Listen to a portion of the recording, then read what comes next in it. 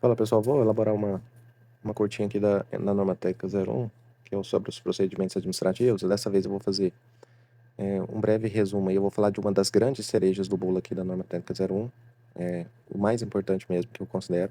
Existem vários itens que são importantes, porém esse aqui é o principal, tá? Esse é o básico do básico. Esse aqui não pode chegar na prova sem saber esse básico aqui, beleza? E no final eu vou deixar 3 perguntas para vocês conseguirem respondê-las através do que eu falei, ok? Então, para a gente começar explicando aqui, para a pessoa dar entrada aí lá no CIAP, né, que é o Sistema Integrado de Análise de Projeto e Inspeções, em busca de um certificado de conformidade, uma certificação, algum modelo de certificação, tá? Ela precisa passar por um processo, né? Ela precisa dar entrada em um processo. Quais são os processos aqui da NT01? Os 3 licenciamentos, existem 3 licenciamentos que são processos, tá? O primeiro é o licenciamento para bits, o segundo é o para evento temporário, e o terceiro é o facilitado. Então, todos esses são processos que têm a finalidade de buscar o quê? Um certificado ou uma certificação, ok?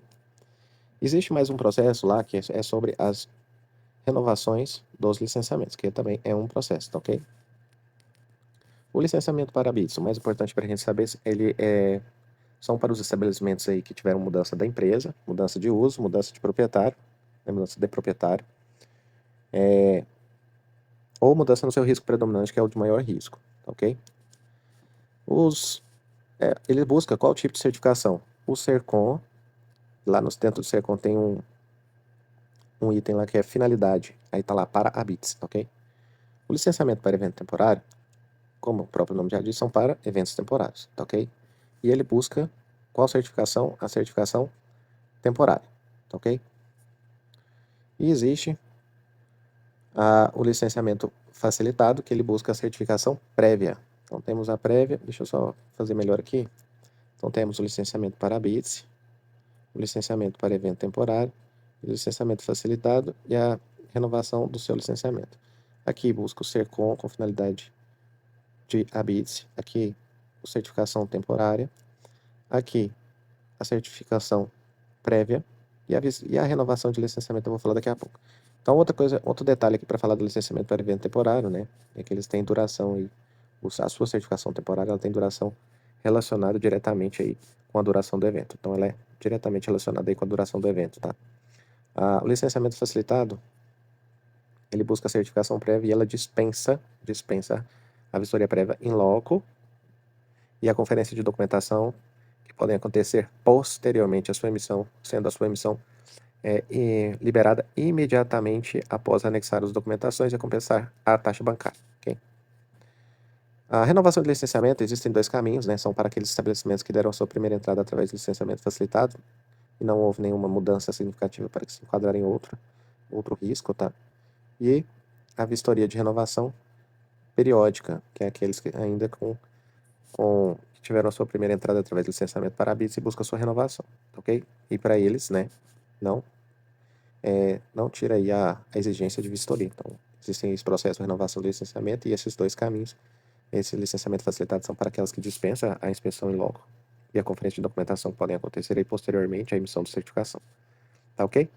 Então, cuidado aí para não confundir sobre as nomenclaturas, tá? Que é o licenciamento para evento temporário, nós temos certificação temporária, o licenciamento facilitado da certificação prévia, e o licenciamento para ABITS, que é o certificado de conformidade com finalidade aí de ABITS. Então, tranquilo? Nós temos 4 processos, que é o ABITS, o evento temporário facilitado e o renovação de licenciamento. Mas quantas certificações nós temos? Existe mais uma aqui, que não foi falada, que eu vou dedicar nesse próximo slide. Nós temos, então, os licenciamentos, como eu falei, os tipos de certificações é o PPT. Nós temos a certificação prévia, a certificação parcial e a certificação facilitada. E nós vimos aqui, falou assim, bom, a parcial você não falou qual é o tipo de processo que você dá entrada para poder buscar uma certificação, né? A facilitada nós vimos que isso aqui é através do licenciamento, desculpa, a temporária, né? A licenciamento para evento temporário, tá ok? A parcial a gente vai falar daqui a pouco, é a prévia através do licenciamento facilitado. Aí, a parcial, para a gente falar da parcial, primeiro a gente tem que explicar ela, né? A parcial, ela atesta o quê? Estabelecimentos que ensejam aí uma urgência, tá? Uma urgência na liberação aí para atividade econômica, lembrando que um dos requisitos, não é apenas a certificação que vai dar essa liberação para atividade econômica, existe um rol de requisitos, sendo as medidas de segurança contra incêndio, sob essa perspectiva, né, o bombeiro cabe a sua certificação, que é um dos pré-requisitos aí para a obtenção aí dessa liberação. E essa certificação parcial, ela atesta parte da edificação que está em uso, que já foi finalizada, ok? Sendo importante destacar, tá, que existem alguns requisitos para essa modalidade aqui, essa certificação acontecer. Um dos requisitos é existir o isolamento de risco, ok? E nós temos mais 3, né, que são os nãos. Não pode estar em uso, não pode caracterizar risco de incêndio e não pode interferir nas rotas de fuga, ok? E aí, através de qual processo, então, seria a liberação do parcial? Ó, para o facilitado, para evento temporário, para hábitos aqui, só vou escrever novamente. Para o facilitado, nós vimos como ele dispensa a prévia inspeção em loco, bem como a conferência de documentação, não há sentido ele emitir uma certificação parcial, porque a certificação parcial ela tem que fazer a vistoria para testar parte da edificação e para que obedeça aqueles requisitos, né? Ele tem que ir lá verificar se ela existe isolamento de risco com a etapa aí que não foi finalizada por uma obra, se não tá em uso, se não está interferindo na rota de fuga, bem como não tenha risco de incêndio. O evento temporário, nós sabemos, né, que ele eventos temporários têm curta duração, e a vigência do seu certificado ela está diretamente relacionada aí com a duração do evento. Então, não existe certificação parcial para evento temporário. E aí nós sobramos aí o licenciamento para BITS, certo? Que são para quê? Edificações novas, né? Ou que tiveram mudança de proprietário ou da empresa, ou que tenha mudado aí o seu risco predominante, que é o seu maior risco. Então, para essas edificações novas, né, ela pode sim obter a certificação parcial, caso obedeça aqueles critérios, né? Então, o primeiro processo aí seria o licenciamento para a BITS, né? Porém, ela não vai dar a certificação parcial somente pela entrada através do processo de licenciamento para a BITS. Ela vai precisar de um documento chamado Anexo F. O Anexo F, que é o FAT, que é o Formulário de Atendimento Técnico. Ela precisa anexar esse Anexo F dentro do processo, de modo que o Serviço de Segurança contra Incêndio entenda, né, que ele está buscando essa certificação. Caso ele não anexe esse FAT, né, que é o formulário, o Serviço de Segurança contra Incêndio vai entender que ele está querendo uma certificação de conformidade com a finalidade para a BITS, ok? E aí eles não vão, obviamente, dar, porque ainda a obra não está concluída, né?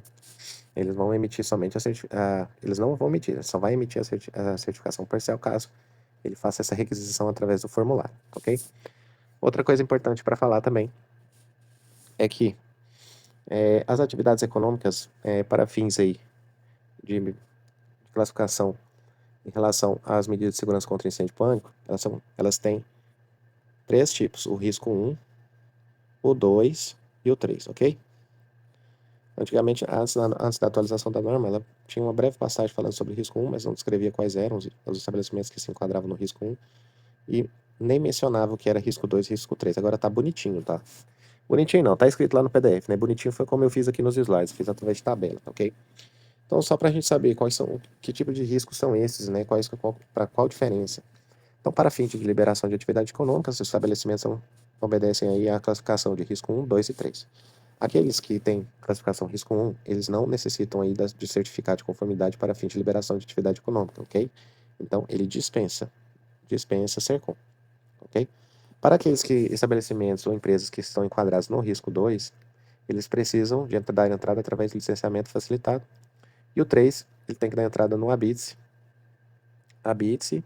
mas, ou se não for uma primeira vistoria, obviamente, a renovação do licenciamento naquele modelo lá, que é vistoria de renovação periódica, tá? Porque nós vimos que tem 2 caminhos, facilitado e renovação periódica. Facilitado, como não tem vistoria, né? Ele não necessita, ok? Lá no PDF, né, existem alguns critérios aí para se enquadrar tanto no risco 1, como 2, como 3, ok? Eu vou falar de 2 critérios, um que é para responder a nossa questão e o outro falando somente em áreas.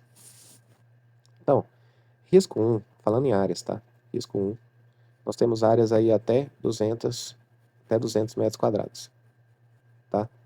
No risco 2 até 750, tá ok? É claro, nós estamos só delimitando em áreas. E o risco 3 acima de 750 metros quadrados, ok? Beleza? O risco 1, como ele dispensa, o do 2 aqui é o licenciamento facilitado, o 3 é a vistoria de renovação do licenciamento ou licenciamento para bits, tá? Mas existem algumas nuances aqui dentro dessa norma, no qual falam que em alguns estabelecimentos, né, para qualquer área, elas já são classificadas basicamente em risco 3, né? Existem também nuances em relação a quantos pavimentos, a número de população. Eu fiz tudo em quadrinho para facilitar, mas só vai ter acesso quem assistiu o vídeo completo, obviamente. Nós temos sobre a questão do GLP, sobre possuir, não possuir, quem pode comercializar ou não. Mas uma coisa muito importante e facinha para a gente entender e poder explicá-la em poucos minutos de vídeo, é que em relação a produtos perigosos, tá? Vamos tirar com exceção do GLP, tá? Exceto o GLP, que tem algumas particularidades, tá? Quando vocês vierem produtos perigosos, sendo explosivos, substâncias corrosivas, peróxidos, qualquer coisa que relacione a produto perigoso com essa exceção de GLP, né, que nós temos uma só para ela, algumas exceções, elas são automaticamente risco 3. Se elas são risco 3, automaticamente elas necessitam de uma prévia aprovação de projeto mais a vistoria, ok? E lembrando, né, quando você dá entrada aí em análise de projeto, né, para análise de projeto, é necessário que haja se você dá entrada na análise de projeto, é necessário obrigatoriamente necessária a sua aprovação para liberação aí para fazer a vistoria, ok? A análise de projeto e vistoria, elas não acontecem simultaneamente, tranquilo? Então é isso, pessoal, vai ser 15 minutos de vídeo e após esse vídeo aqui eu vou colocar as perguntas e aí eu acredito que se vocês prestarem um pouco de atenção, vocês vão conseguir respondê-las, beleza? Valeu!